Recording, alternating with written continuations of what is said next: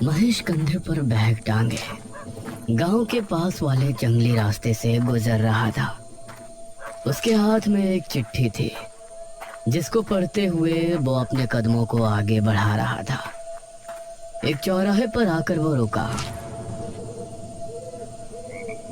यहाँ से कहाँ जाना है भाई? उसने चिट्ठी को पढ़ा।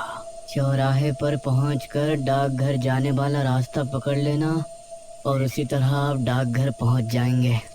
वाह, डाकघर वाले रास्ते पर आगे बढ़ना है, लेकिन डाकघर का रास्ता कौन सा है ये तो लिखा ही नहीं। तभी उसने देखा कि एक रास्ते पर एक बोर्ड लगा है जिस पर डाकघर का रास्ता बताया गया है। शुक्र है भगवान का, वो उसी रास्ते पर आगे बढ़ गया। तकरीबन 15 मिनट चलने के बाद उसे जंगल के बीच एक डाकघर नजर आया। लगता है यही है। डाकघर के बाहर एक आदमी खड़ा हुआ था। क्या आप ही नए डाक बाबू हैं? जी हाँ, सही पहचाना। मेरा नाम महेश है। मेरा यहाँ डाक बाबू के लिए पोस्ट किया गया है। ठीक है साहब, ये डाकघर है और मैं आपका शागिर्द राजू। अब आप अंदर जाइए, मैं सुबह आपका नाश्ता ले आऊँगा। अरे ऐसा कैसे हो सकता है? आप मेरे शागिर्द हैं, ये आपकी ड्यूटी है। आप मेरे साथ नहीं रहेंगे तो कौन रहेगा? वो मुझे पता है साहब, लेकिन मैं रात में यहाँ नहीं रुक सकता। चाहे आप मुझे नौकरी से निकलवा दीजिए। हाँ। ये बात सुनकर महेश को बहुत अजीब लगा। ये कहकर राजू वहां से चला गया। कमाल है, मेरा शागिर्द होने के बावजूद मेरी मर्जी के खिलाफ चला गया। चलो कोई बात नहीं, बुजुर्ग आदमी है, क्या ही बोलूं। ये कहकर वो डाकघर के अंदर चला गया। डाकघर अंदर से काफी पुराना लग रहा था, लेकिन उसमें सफाई अच्छे से हुई थी। एक शेल्फ था जिसमें कई किताबें रखी हुई थी और आसपास लगे शेल्फ में फाइल और चिट्ठियां रखी थी। अरे, ऐसा लगता है कि यहाँ कई दिनों से कोई डाक बाबू नहीं आया है। उसने एक किताब निकाली और बिस्तर पर लेटकर पढ़ने लगा। इस तरफ राजू अभी तेज तेज कदमों के साथ आगे बढ़ रहा था। मुझे जल्दी से निकल जाना चाहिए, वरना वो आ गया तो राम राम राम राम। तभी राजू को पीछे साइकिल की घंटी और सांसों की आवाज सुनाई देने लगी।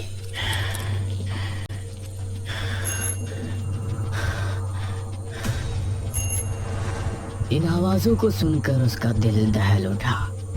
उसने पलटकर देखा तो उसकी आंखें खौफ से फट पड़ी।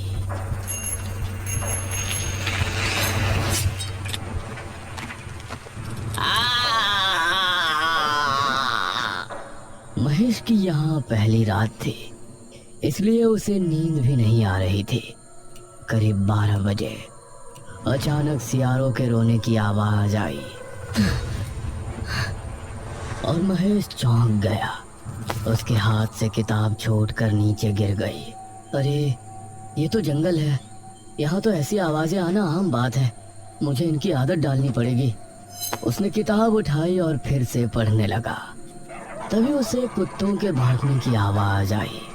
अरे, अब इन्हें क्या हो गया भाई? वो उठा और उसने खिड़की बंद कर दी। फिर वापस आकर पलंग पर लेट गया। उसने किताब का अगला पन्ना पलटा। तभी उसे एक तेज सांस लेने की आवाज सुनाई दी।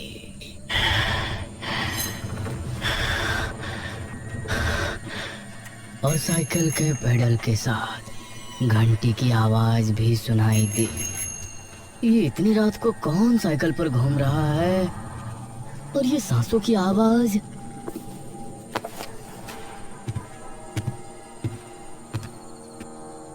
महेश को अब बाहर जाकर देखने की हिम्मत नहीं हुई। जो डर उसने कुछ देर पहले राजू के चेहरे पर देखा था, वो अब अपने दिल में महसूस कर रहा था। वो फिर से बिस्तर पर लेट गया। उसके माथे पर पसीने आ गए, यहाँ तक कि उसने अपने कानों पर हाथ रख लिए, लेकिन वो आवाजें अभी भी उसको सुनाई दे रही थी, जिसकी वजह से उसे पूरी रात में कुछ झपकियां आई, लेकिन नींद पूरी नहीं हुई। सुबह के 6 बजे जब घंटा बजा तो उसकी आंख खुली। हे भगवान, शुक्र है तेरा। उसने खिड़की खोली और आसपास देखा तो सब कुछ ठीक था।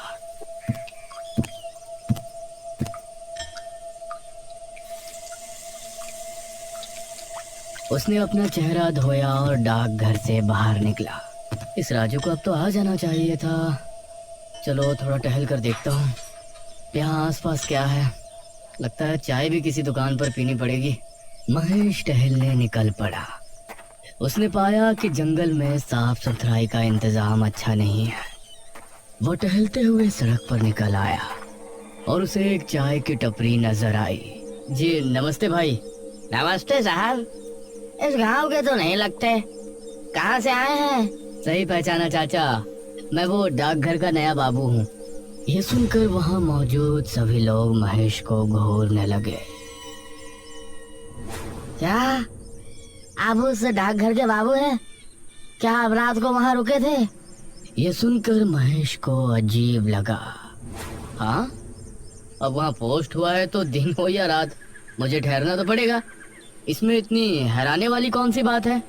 अरे नहीं नहीं, कुछ नहीं।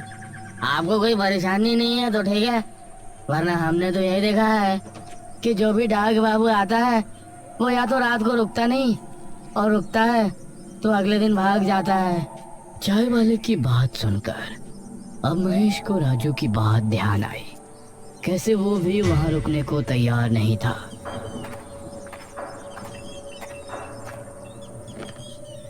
चाय वाले ने महेश को चाय का कुल्हड़ थमा दिया, लेकिन महेश उसके चेहरे पर डर के भाव साफ देख पा रहा था।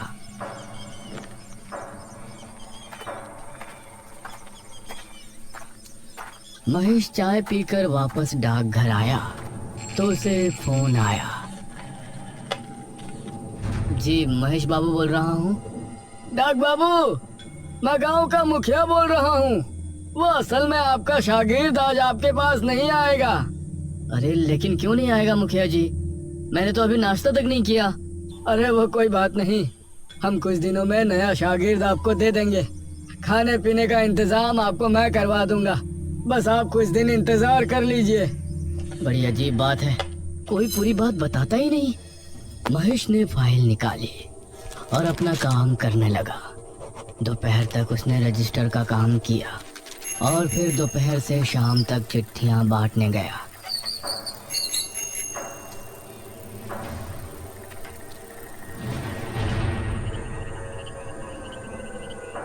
रात के समय आज डाकघर को देखते हुए उसकी सांसें तेज हो रही थी। उसने भगवान का नाम लिया और डाकघर के अंदर चल दिया।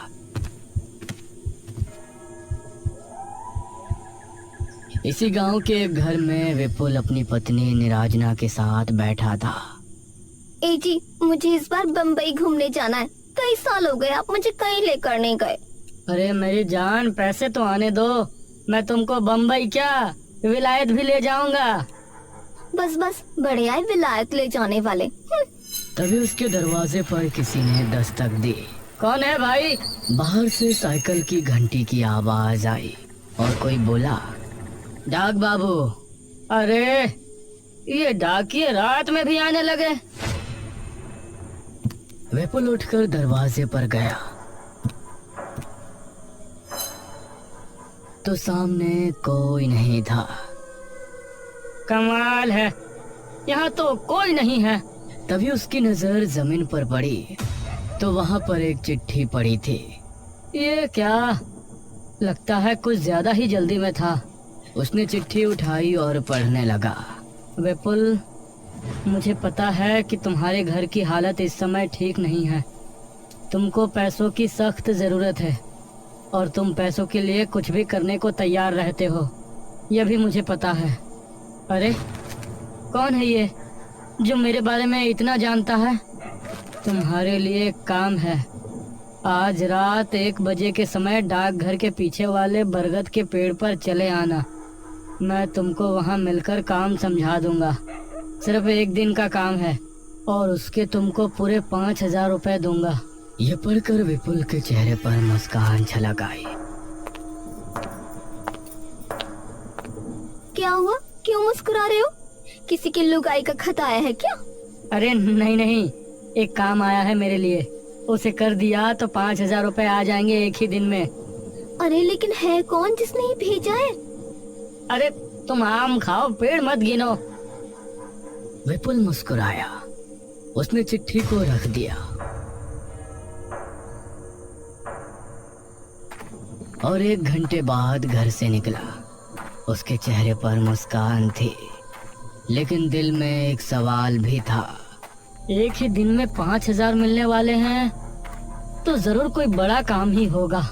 ये कहते हुए वो आगे बढ़ रहा था और अभी जंगली रास्ते पर ही था। तभी उसको साइकिल की घंटी सुनाई दी, जिसे सुनकर वो रुक गया। कौन है?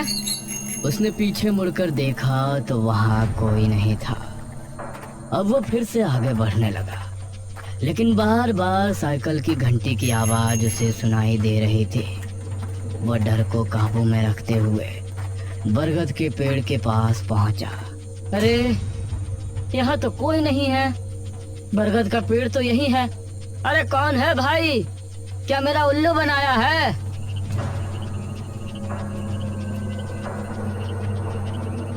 उसने इधर देखा तो आसपास कोई नहीं था। तभी उसने देखा कि कई कुत्ते भौंकते हुए उसकी ही तरफ आ रहे हैं। अरे ये इतने सारे कुत्ते कहाँ से आ गए? वो कुत्तों से डरकर भागा। कुत्ते उसका पीछा करने लगे। काफी देर भागने के बाद अचानक उसे साइकिल की घंटी सुनाई दी और उसके कदम रुक गए। सामने की ओर से एक आकृति उसे अपनी ओर आती नजर आई। इस आकृति से समझ आ रहा था कि कोई शख्स साइकिल पर बैठा उसकी तरफ आ रहा है। कौन है? वह आकृति साफ होती। इससे पहले ही पीछे से आ रहे कुत्ते विपुल पर टूट पड़े और उसकी चीख जंगल में गूंज कर रह गई।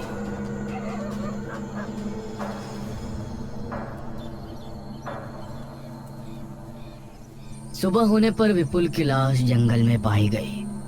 उसकी पत्नी उसकी लाश के पास बैठी रो रही थी। कुछ गांव वालों के साथ मुखिया और महेश भी वहां मौजूद थे। ये विपुल इतनी रात में भला यहाँ क्या करने आया था?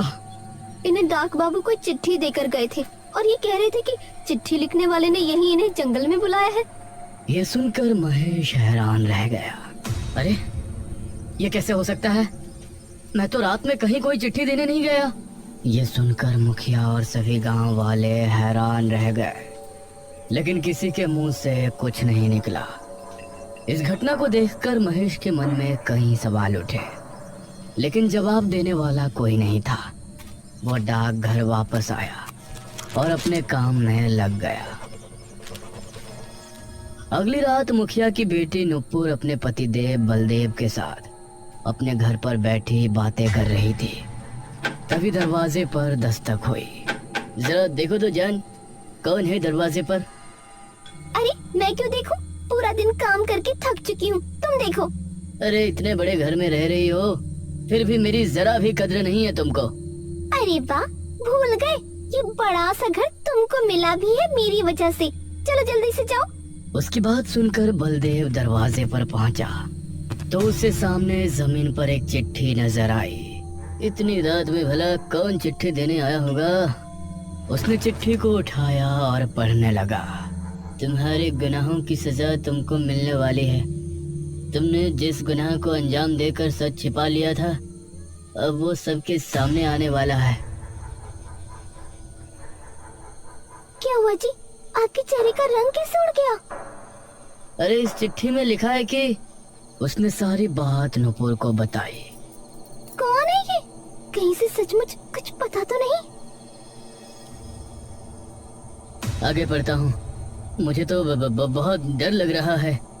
अगर तुम चाहते हो कि तुम्हारा गुनाह अब भी छिपा रहे तो तुम 12 बजे डाकघर के पीछे लगे बरगद के पेड़ पर पहुंच जाओ। मैं वहां तुमको मिलूंगा। बाकी की बातें वहीं होंगी। हमें जाना होगा। ये जो भी है, हमें इसको रोकना ही पड़ेगा। अब बलदेव नुपुर को लेकर घर से निकला और बरगद के पेड़ की तरफ रवाना हो गया। उसे कुछ ही दूरी पर डाकघर भी दिखाई दे रहा था। कौन है? क्या कोई मुझे सुन पा रहा है? तभी इन दोनों को साइकिल की घंटी सुनाई दी। दोनों ने चौंकते हुए देखा तो वही साइकिल सवार आकृति उनकी तरफ बढ़ रही थी। वह बहुत तेजी में था। वह बिजली की रफ्तार से इनके करीब आया और इन पर भी हमला हुआ।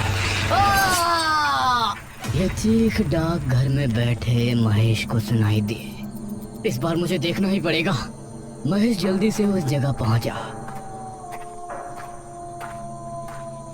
तो उसने पाया कि बलदेव और नुपुर उसी हालत में मरे पड़े हैं जैसे विपुल की मौत हुई थी। कौन है ये? क्यों लोगों को मार रहा है? कोई जानवर है या राक्षस? तभी उसने सामने से एक साइकिल को आते हुए देखा। उसे आता देखकर महेश का गला सूख रहा था। जैसे जैसे उसका चेहरा साफ होता गया तो महेश के दिल की धड़कन मानो ट्रेन के इंजन की तरह दौड़ पड़ी। महेश ने आगे कदम बढ़ाया लेकिन उसका पैर एक पत्थर से टकराया। महेश गिर गया और उसके सर पर चोट आने की वजह से बेहोश हो गया।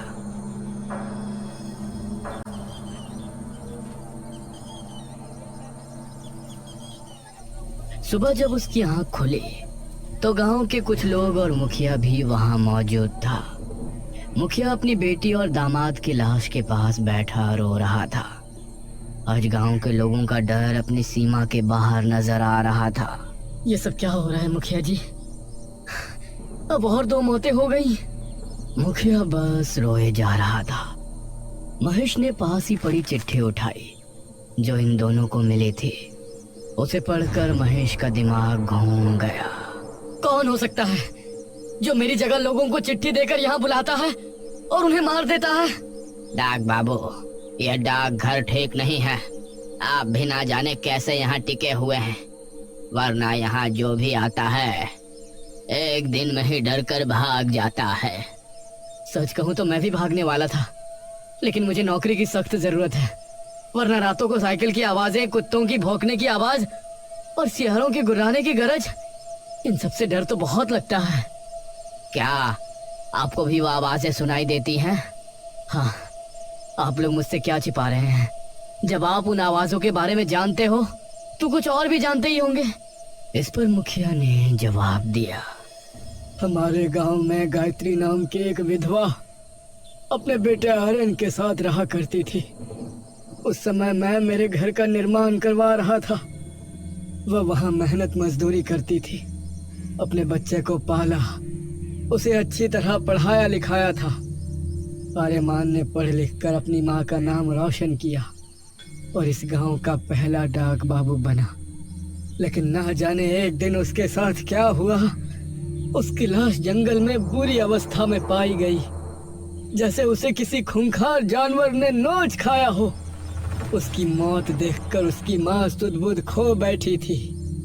उसके बाद से जो भी डाक बाबू यहाँ आता है तो उसको साइकिल की घंटी सुनाई देती है और अजीब अजीब डरावने आवाजें आती, और कोई भी डाक बाबू यहाँ एक दिन से ज्यादा नहीं ठहर पाया।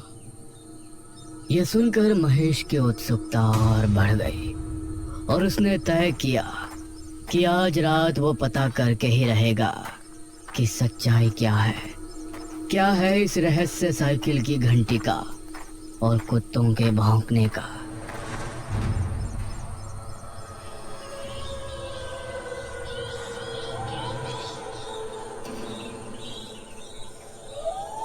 रात होने पर महेश डाकघर के दरवाजे पर खड़ा हो गया। कभी कुत्तों के भौंकने की आवाज आती तो कभी सियारों के रोने की, लेकिन आज महेश हिम्मत करके अपनी जगह खड़ा हुआ था।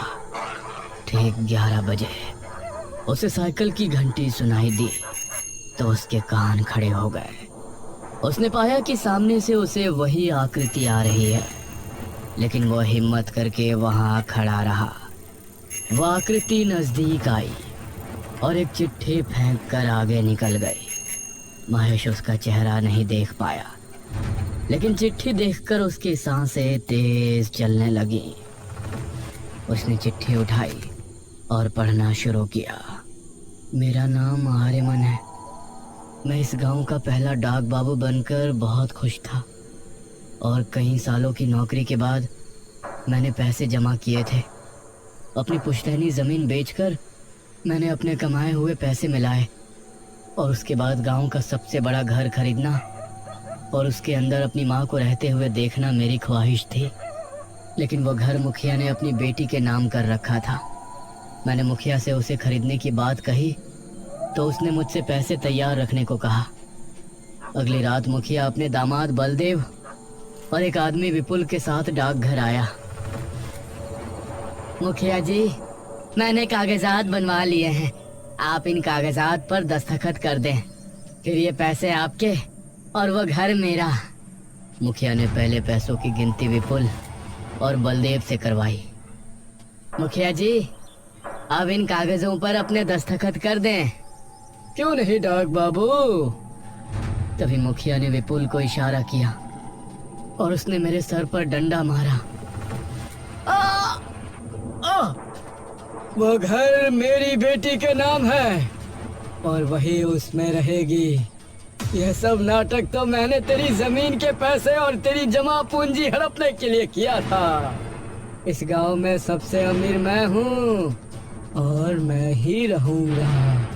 मुखिया और उन गांव वालों ने मिलकर मुझे बरगद के पेड़ के नीचे फिकवा दिया। इसलिए जब भी कोई डाक बाबू आता है तो मैं उसे अपनी कहानी सुनाने की कोशिश करता, क्योंकि मैं चाहता था कि मुखिया की और मेरे खून की हकीकत सबके सामने आए। यह खत पढ़कर महेश को मुखिया पर बहुत गुस्सा आया।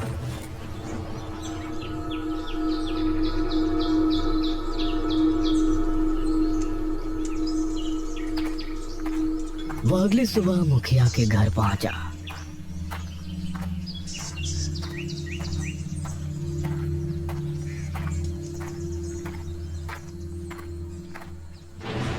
मुखिया जी, आपने जो आर्यमान के साथ किया था उसकी आत्मा ने मुझे सब बता दिया है। अरे ये क्या बकवास कर रहे हो तुम? अगर अपनी भलाई चाहते हो तो आज रात डाकघर आ जाना। मैंने एक तांत्रिक को बुलाया है। वो तांत्रिक आर्यमन की आत्मा को कैद करके ले जाएगा और फिर इस गांव से उस आत्मा का खतरा हमेशा के लिए खत्म हो जाएगा। मुझे भी उससे तभी छुटकारा मिलेगा। यह सुनकर मुखिया के चेहरे पर मुस्कान छलक आई। ये हुई ना बात। मुखिया बहुत खुश हुआ।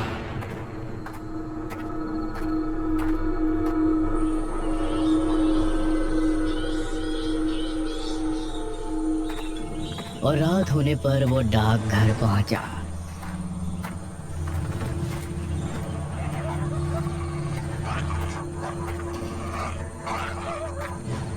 अरे महेश, तुम तो किसी तांत्रिक को बुलाने वाले थे ना? कहाँ है वो तांत्रिक? अब आप आ गए हैं तो वो भी आता ही होगा। उसके इतना कहते ही साइकिल की घंटी की आवाज सुनाई दी। मुखिया के चेहरे का रंग उड़ गया। दोनों को सामने से आकृति नजर आई और कुछ ही दूरी पर आकर वो रुक गई। ये क्या है? तूने मुझे मारकर अच्छा नहीं किया मुखिया। अब मैं तुझे जिंदा नहीं छोड़ूंगा। अरे ये क्या है महेश? उसकी आत्मा हमारे सामने है। अरे जल्दी से तांत्रिक को बुलाकर इसे कैद कराओ। क्या तुम भी इससे मिल गए हो?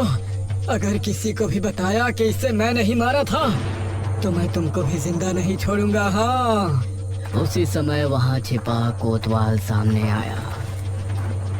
मुखिया जी, मैंने सब कुछ सुन लिया है। अब अपने आप को कानून के हवाले कर दो। कोतवाल को देखकर मुखिया हैरान रह गया और भागने लगा। तभी आर्यमन की आत्मा ने उसे हवा में उठाया और उसे बहुत ऊपर से ले जाकर छोड़ दिया।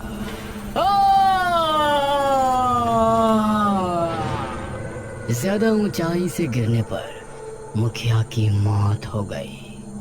अब मेरी माँ को उस घर में पहुंचाना भी तुम्हारा ही काम है महेश। मैं जरूर करूंगा।